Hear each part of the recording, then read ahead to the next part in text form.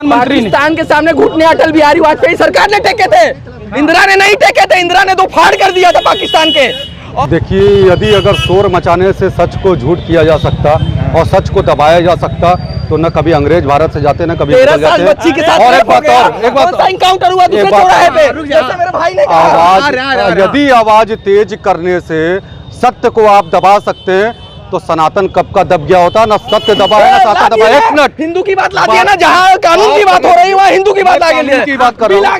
हिंदू को बांटने की बिल है। अच्छा, मैं पहले चाहता हूँ कि मिश्रा जी की पूरी बात रख लीजिए, उसके बाद आप मुझसे पूछिए। मैं कानून व्यवस्था और एक कानून व्यवस्था की बात, तो कानून व्यवस्था एक बार मीडिया घुमा के आम जनता से पूछ लीजिए कि उत्तर प्रदेश में कानून व्यवस्था का क्या हाल है। उत्तर प्रदेश कानून में व्यवस्था सर्वश्रेष्ठ है। जो खुद का एफआईआर रखवाता है मुख्यमंत्री, जो खुद कानून व्यवस्था उत्तर प्रदेश बहन बेटियां अगवा हो जा रही हैं, उनको ढूंढने की बजाय प्रशासन हाथ पे हाथ रख के बैठ रही है। ये कानून व्यवस्था है महोदय, क्योंकि महोदय भाजपा से जुड़े हुए हैं, भाजपा की बुराई कर नहीं सकते।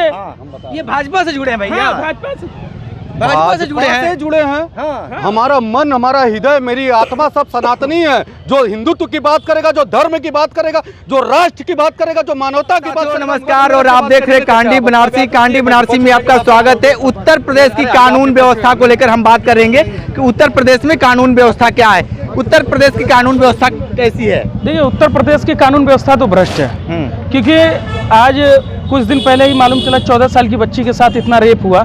वही माननीय मुख्यमंत्री जी बोलते हैं एक चौराहे पे अगर अपराधी अपराध करता है तो दूसरे चौराहे पे उसको गोली मार दी जाए। ठीक है, मैं काफ़ी थाना चौकी, काफ़ी ऐसे पीड़ित लोगों को लेके जाता हूँ जहाँ सुनवाई नहीं होती। किसके लिए? इसके लिए। अगर ये आप दे दोगे कि तो आपकी सुनवाई होगी। ये है कानून व्यवस्था, ये है कानून। ये भैया ये बता रहे हैं योगी जी की कानून व्यवस्था कैसा है। ये देखिए, कानून व्यवस्था तो आज तक की सबसे अच्छी कोई भी व्यवस्था अगर है कानून की तो योगी राज में ही है। और ये पीड़ित व्यक्ति हैं, क्योंकि भाजपा व्यक्ति हैं भैया, पीड़ित व्यक्ति हैं। नहीं, पीड़ित नहीं हूँ मैं, पीड़ित नहीं हूँ। मैं समाज की सेवा करता हूँ भाई, समाज की सेवा करते हैं। पीड़ित व्यक्ति का तात्पर्य है ये पीड़ा में है। क्यों? कुछ इनके स्वार्थ सिद्ध नहीं हो रहे होंगे। ऑपरेशन लंगड़ा चल रहा है, अपराधियों के खिलाफ कार्रवाई हो रही है और इनकाउंटर हो रहा है। जो प्रदेश में कानून व्यवस्था दुरुस्त कर दी गई, जितने अपराधी देख क्रिमिनल है, कोई किसी बहाने चला गया, कोई उत्तर प्रदेश में कोई भी अपराधी आने से पहले 100 बार सोचता है कि भैया उत्तर प्रदेश की सीमा पार ना करो। बाबा जी है वहाँ पर। आज लड़कियां बेखौफ होकर घर से बाहर निकलती हैं, सब कुछ होता है। इनका व्यक्तिगत कुछ इनकी पीड़ा है, जिसकी वजह से हमारे मित्र को कानून व्यवस्था यहाँ के लड़कियां बाहर निकलती हैं। किस बात कर रहे हैं, किसकी बात कर रहे हैं? राजा भैया अपने लड़की लोग का नाम कटवा देता है वोटिंग में। एक औरत के अलावा दूसरी औरत रखता है। बच्चों को मारने के लिए कोडीन बेचा जा रहा है। और गोरखपुर में 13 साल की बच्ची से 24 दिन तक रेप होते रहा। उसका जवाब कौन देगा? ये जातिवाद के ऊपर बात कर रहे हैं। वो ऊंची जाति से आते हैं, इसके लिए योगी बाबा का समर्थन कर रहे हैं। गलत और सही को सही और गलत को गलत कहने की हिम्मत रहनी चाहिए। इन्होंने जैसे बोला कि अपराधियों की इनकाउंटर हो रहे हैं, बस कितने अपराधियों की इनकाउंटर हुआ और कितने घूम रहे हैं अभी, मैं नाम नहीं लेना चाहूंगा। भैया बता दीजिए, ये कह रहे हैं बहुत सारे लोग। ये आम जनता से पूछ लीजिए कि कितने अपराधियों के हुए और कितने जाति देख के इनकाउंटर हो रहा है। जाति देख कर इनकाउंटर हो रहा है। धनंजय सिंह, राजा भैया और ये लोग ब्रजेश सिंह और डॉक्टर सिंह कौन है? अपराधी नहीं है। बताइए भैया, ये नाम बता दिए भाई। देखिए, यदि अगर शोर मचाने से सच को झूठ किया जा सकता और सच को दबाया जा सकता तो न कभी अंग्रेज भारत से जाते, न कभी 13 साल बच्ची के साथ। और एक बात इनकाउंटर हुआ दूसरे चौराहे पे, जैसे मेरे भाई ने कहा। यदि आवाज तेज करने से सत्य को आप दबा सकते हैं तो सनातन कब का दब गया होता, ना सत्य दबा है ना सनातन दबा। एक मिनट, हिंदू की बात लाती है ना, जहाँ कानून की बात हो रही है वहाँ हिंदू की बात आगे की बात कर रहा हूँ। हिंदू को बांटने की बिल है। अच्छा, मैं पहले चाहता हूँ कि मिश्रा जी की पूरी बात रख लीजिए, उसके बाद आप मुझसे पूछिए। मैं कानून व्यवस्था और एक कानून व्यवस्था की बात, तो कानून व्यवस्था एक बार मीडिया घुमा के आम जनता से पूछ लीजिए कि उत्तर प्रदेश में कानून व्यवस्था का क्या हाल है। उत्तर प्रदेश कानून में व्यवस्था सर्वश्रेष्ठ है। जो खुद का एफआईआर रखवाता है मुख्यमंत्री, जो खुद कानून व्यवस्था उत्तर प्रदेश का इतना बढ़िया है कि 100 में से 80% लोग फर्जी SC ST में घूम रहे हैं।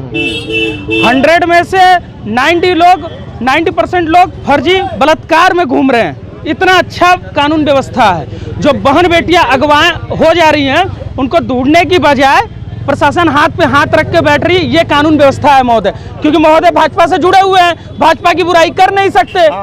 ये भाजपा से जुड़े हैं भैया, हाँ, भाजपा से जुड़े हैं। हाँ। हमारा मन, हमारा हृदय, मेरी आत्मा सब सनातनी है। जो हिंदुत्व की बात करेगा, जो धर्म की बात करेगा, जो राष्ट्र की बात करेगा, जो मानवता की बात करेगा, हम उसके साथ हैं। और भाजपा करती है। भाजपा मुगलों का या आक्रांताओं का महिमा मंडन करने में विश्वास नहीं करती। हमें गर्व है अपने राष्ट्र के पूर्वजों पर, हमें गर्व है अपने देश के वंशजों पर, हमें गर्व है जो हिंदुत्व के लिए लड़े, हमें शिवाजी पे गर्व है, हमें महाराणा प्रताप पे गर्व है, हमें योगी आदित्यनाथ पे गर्व है, हमें अपने मोदी जी यशस्वी प्रधानमंत्री पे गर्व है।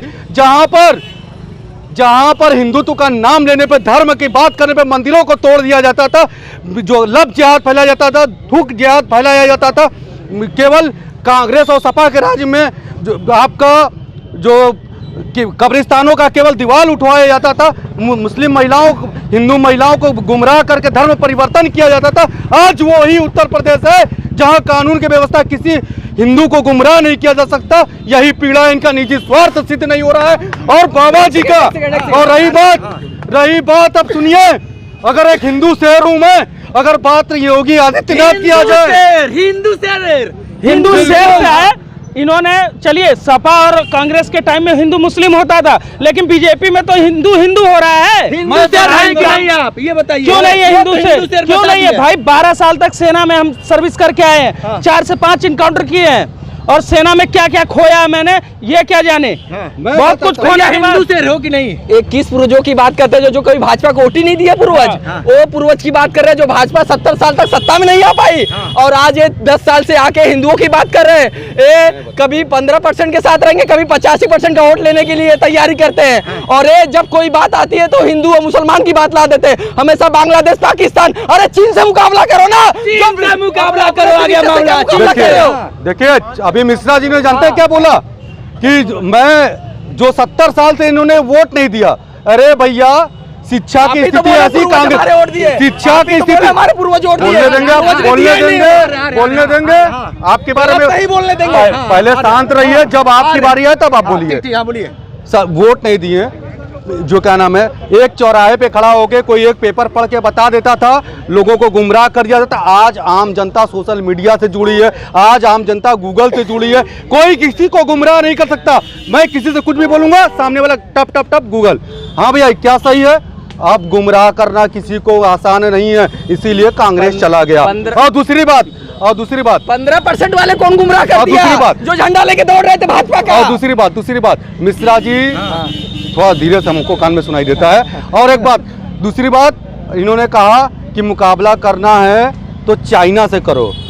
भैया, कल तक में राफेल घोटाला चलता था, ये चलता था, आज हमारे पास क्या नहीं है। आज हमारी सेना से लेकर हमारी अर्थव्यवस्था कहाँ से कहाँ पहुँच गई। जब भारत देश आज़ाद हुआ तो 1 रुपया 1 डॉलर दोनों बराबर था। 70 सालों में 70 रुपया पहुँच गया। ठीक है, अगर उस परसेंटेज को निकाल लिया जाए ना तो बोलती बंद हो जाएगी। और रही बात, इन्होंने कहा कि मैं सेना में हूँ, ये ब्राह्मण वाला यूजीसी चला, ये चला। मैं सीधा बात बोल रहा हूँ, चातुर्वर्ण्यम मया सृष्टम गुण विभाग तस्कर व्यापी माँ विद्याध्याय करता रम्यम। श्री कृष्ण ने स्वयं गीता में कहा है कि हमने ही, ईश्वर के द्वारा ही ये किया गया कि ब्राह्मण ब्रह्मा के मुख से, क्षत्रिय भुजाओं से, जो है वैश्य जांघों से, और पैरों से क्षुद्र पैदा हुए हैं। परंतु ये कर्म के आधार पर है, ना कि जन्म के आधार पर। अगर किसी हरिजन का बच्चा पढ़ा लिखा है, अगर वेद पढ़ सकता है तो वो ब्राह्मण कहलाता था।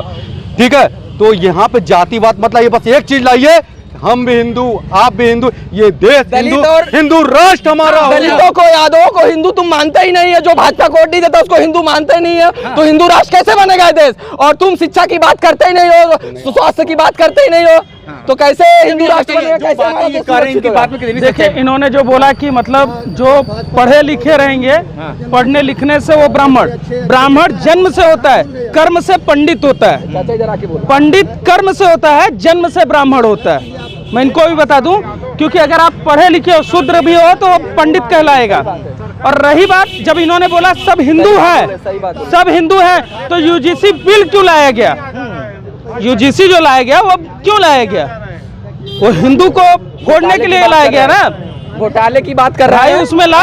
और इन्होंने जैसे बोला कि घोटाला राफेल, सैनिकों का कारगिल युद्ध में कॉफिन का घोटाला हुआ था, किस सरकार ने किया? और उस सरकार में इस्तीफा तत्काल दिया था प्रधानमंत्री ने। पाकिस्तान के सामने घुटने अटल बिहारी वाजपेयी सरकार ने टेके थे, इंदिरा ने नहीं टेके थे। इंदिरा ने तो फाड़ कर दिया था पाकिस्तान के।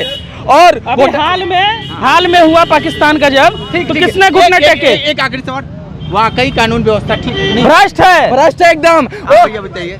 मुख्यमंत्री देखिए, मुख्यमंत्री बात ये नहीं है, बात अरे कहाँ से मानेंगे? देखिए, मानसिक रूप से इन लोगों को भ्रमित कर दिया जाता है सपा और जो कांग्रेस में रखे। और दूसरी बात मैं एक बात बता रहा हूँ, ये मिश्रा जी को बगल में हमारे खड़े हैं, जितने ज़्यादा ही यादवों और दूसरे की बात कर रहे हैं ना, भाजपा में सभी बिरादरियाँ हैं। किसी कास्ट के लिए जमीन से एक बंदा उठकर मंत्री और मुख्यमंत्री बन जाता है। मेरी बात सुनिए, ये सिर्फ भाजपा है, सपा एक पार्टी एक घर का यहाँ पे दल नहीं है। ये इसी को तो कहते हैं असली समाजवाद। ये नहीं, असली समाजवाद ये राष्ट्रवाद ये है कि आप जमीन से शुरू करिए, आप किसी भी बिरादरी को आप मंत्री मुख्यमंत्री बन सकते हैं। एक ही परिवार का यहाँ नहीं हो रहा। परिवारवाद से मुक्ति हमको मिल गई, भाजपा आई। जातिवाद से हमको मुक्ति मिल जाएगी, भाजपा आएगी। और रही बात ये, तो मैं मानता हूँ कि कोई भी व्यवस्था का आधार या किसी भी कानून को आपको ठीक है, अभी कानून व्यवस्था पे क्या है? भाई साहब जो कह रहे हैं कि परिवारवाद से मुक्ति मिल गई, तो क्या हमारे पूर्वज उस समय मूर्ख थे? हाँ, बहुत सही बात है। जिनके पेंशन पे पल रहे लोग आज नेतागिरी कर रहे हैं। हाँ, बहुत सही बात है। कांग्रेस की सरकार में ना जाने कितने स्वर्ण एक अच्छे लेवल पे बैठे थे। सही बात। सबका सम्मान अधिकार था। मैं किसी पार्टी विशेष से बात नहीं कर रहा हूँ। आज भाजपा के साथ पूरा स्वर्ण था, भाजपा को बैठाने वाला भी था। आज आप कहीं भी बात करेंगे कि भाजपा की सरकार चल रही है, तो जो नीचे लेवल में लोग हैं जैसे ओबीसी SC ST, वो भी यही बोलते हैं कि भैया ये हमारी सरकार नहीं है, ये तो स्वर्णों की सरकार है। ये कोई एक्सेप्ट करने के लिए तैयार नहीं है। कहने की बात यह है कि सरकार कोई भी हो, अगर वो मोदी जी ये कहते हैं हम एक हैं, चुनाव के पहले नहीं, चाचा जी आइए, आपका स्वागत है। ये मैं भी एक पत्रकार ही हूँ, लेकिन मैं जा रहा था तो इसलिए रुक गया।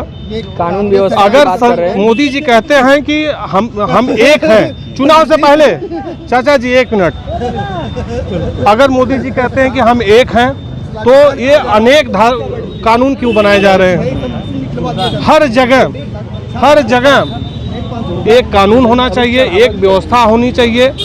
हम सारे एक हैं, तो उसमें दो चीज़ें नहीं होनी चाहिए। वन नेशन वन इंडिया उनका ही नारा है, वन GST उनका ही नारा है। तो ऐसा विश्वासघात क्यों? हम एक हैं तो सेफ हैं, बटोगे तो कटोगे, जब ऐसी सारी नाराएं आप लगवा रहे हैं। हम तो भेदभाव नहीं कर रहे हैं। क्या हमारे और आप में, हम नहीं जानते कि आप क्या हैं, आप क्या हैं, लेकिन आप बुजुर्ग हैं, हम आपको चाचा ही कह के बोलेंगे, संबोधित करेंगे। हम नहीं जानते कि आप क्या हैं, आप हमको बेटा ही कह के बोलोगे। आखिरी सवाल, जो वर्तमान की स्थिति क्या है सरकार को लेकर, आप बता दीजिए फटाफट। एजेंडा एकदम क्लियर है योगी सरकार का, मोदी सरकार का। राष्ट्र के लिए काम करना है, धर्म के लिए काम करना है, राष्ट्र को विकास के मार्ग पर ले जाना है, ठीक है। और रही बात आलोचना, तो जब काम अच्छे होते हैं तो कुछ लोग आलोचना करते ही हैं, क्योंकि उनकी मानसिकता मनोवृत्ति ही होती है सिर्फ आलोचना करना। सरकार की योगी मोदी और अमित शाह का एक ही एजेंडा है, अपना मुकदमा हटाओ और दलितों और पिछड़ों पे मुकदमा डालो, यही एजेंडा है। और कुछ एजेंडा है। देखिए, UGC रिपोर्ट को लेके ये आज आने वाले समय में ऐसा ना हो कि भारत हमारा गृह युद्ध की तरफ जाए, और ये 100% श्योर है। देखिए, ये जो UGC लाए हैं ना कहीं ये जब SC ST आया था तो उसमें OBC को जोड़ना ये भूल गए थे। आज ये OBC को भी जोड़ रहे हैं उसमें कि हम 85% हो जाएंगे तो मजबूत हो जाएंगे, 15% वालों को लड़ने दो। SC ST में आपको याद होगा कि इसमें पीड़ित OBC समाज भी है। अब कहीं ना कहीं मजबूती के लिए OBC को इन्होंने अपने फायदे के लिए जोड़ा। मैं बता रहा हूँ इसमें बात है कि जब कोई भी कानून बनता हो, चाहे आपका SC ST बनता हो, चाहे UGC बना है, तो कानून के साथ कुछ लोग खिलवाड़ कर देते हैं, जिसकी वजह से कुछ चीज़ें परिवर्तित नज़र आती हैं। लेकिन अब इस पर भी कड़ा कानून आएगा कि आप कानून का दुरुपयोग नहीं कर पाएंगे। और मुझे पूरा विश्वास है, और आम जनता देख भी रही है कि हमारे मोदी जी की और योगी जी की सरकार कानून व्यवस्था को लेकर बहुत सख्त है और राष्ट्रवाद पे। तो आपको सुन रहे थे बनारस के लोग कानून व्यवस्था पर बहुत सारी बातें बताए हैं। किसी ने सरकार को घेरा है तो कोई ने सरकार की वाहवाही की है। विशेष इंटरव्यू कर रहे थे, तो हमारे साथ बने रही कांडी बनारसी के साथ। नमस्कार।